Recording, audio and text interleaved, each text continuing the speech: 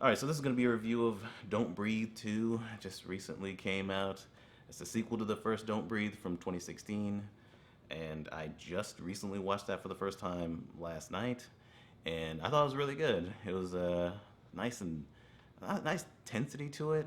I think Stephen Lang he played a really good kind of like horror because it's more like a horror movie villain where like he's blind, but the things that he can do because he's so well trained as a veteran legitimately made him a threat. There was some really tense moments in that movie, and it was I thought that movie was great.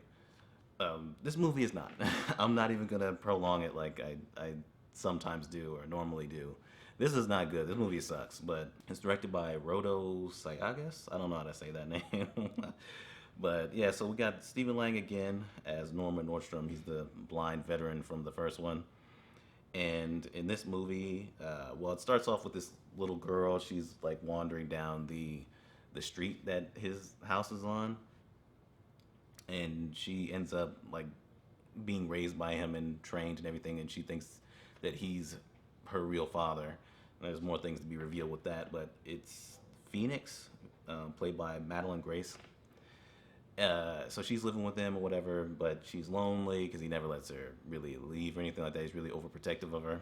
Eventually, she has this meeting with this guy, Rylan, played by Brendan Sexton III, and that meeting turns into him and a bunch of other people going to their house and essentially kidnapping her.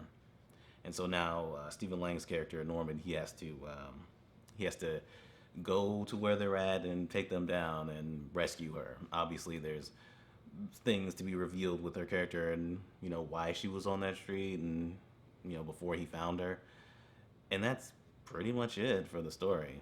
Yeah, I did not think this was good, but there are a couple positive things here. Stephen Lang is great. I mean, he plays his character so well, and he's kind of a badass. But the little girl was good too, and there's some pretty decent gory fight scenes and things like that when he takes down these guys. Like there was one, he put some kind of like industrial glue or something on somebody's face and like covered his face, his mouth and his nose, so the guy couldn't breathe. He was suffocating. There's stuff like that. There's one part where he like feels the vibration in the water underneath him when the guy step on. It's real daredevil shit. Like the guy is, he's like Daredevil. He uses his senses or whatever because he's blind, but he feels the vibrations and things like that. But then he's also like the Punisher because he's like he's a veteran and he's like gruesomely killing people. He has this dark backstory, dead family and all that.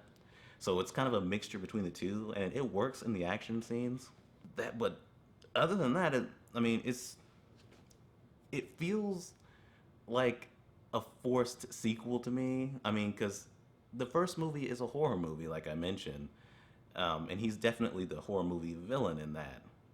Uh, and he's definitely not a good guy, right? Like, yeah, it's a home invasion or whatever, but he takes it way too far, and it's almost as like cynical and killing these kids in that first one.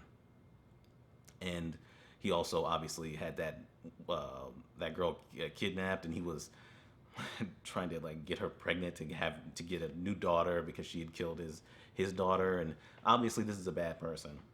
But we move on to this movie, and he's essentially the hero in it. He's essentially the good guy. It's almost like those things didn't even happen. There's barely any reference to the first movie at all. It doesn't even feel like a sequel to the first movie at all. Like the first movie is a horror movie, and this movie is like it's a home invasion movie for a little bit, but then it's also an action movie for the most part, like a dumb, gory kind of like action movie. Where he takes down these assholes.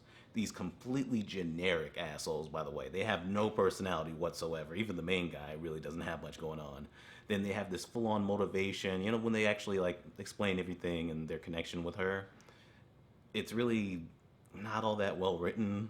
And what they're trying to do, I don't even know if that would even work with her. But regardless, these I mean, you might as well be playing a video game. You might as well be playing like Batman Arkham Asylum or something like that with these random guys that he's just taking down because there's nothing to them at all. Like it really is like playing a video game. It's almost like they had the script for another movie just sitting on a shelf somewhere, and they decided to make it like some home invasion movie, some action movie, and they decided to make it a Don't Breathe sequel, even though it has nothing to do with Don't Breathe at all.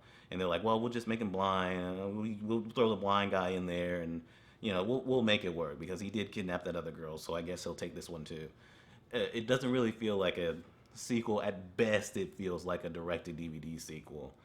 I mean, it is so boring. Like other than the action scenes, you don't care about any of it. The characters have no personality whatsoever, no depth at all. What they're trying to do doesn't really make sense at all. There's a lot of suspension of disbelief that you have to go along with because a lot of it doesn't really make sense. Like when you see her in the beginning and it's 8 years later, she doesn't look 8 years older than she did before. The way she looked before, she looked like she would be old enough to be able to remember where she came from and what happened and how she got on that street. I mean, it's not like she didn't seem like she was that young to where she would have just forgotten about that over this 8 years. Like there's so much of that. There's an explosion that Stephen Lang is just able to just be okay afterward simply because he has a table in between him and the explosion. Like there's so much of this that doesn't work logically, but I guess you can go along with it, but it's not really all that entertaining other than those action scenes anyway. You're not really invested. I was not invested at all. I was starting to fall asleep. So this felt so pointless to me as I was sitting there in the theater, especially when it got to the end. It was like, really? That's it? That's how you're going to end all this?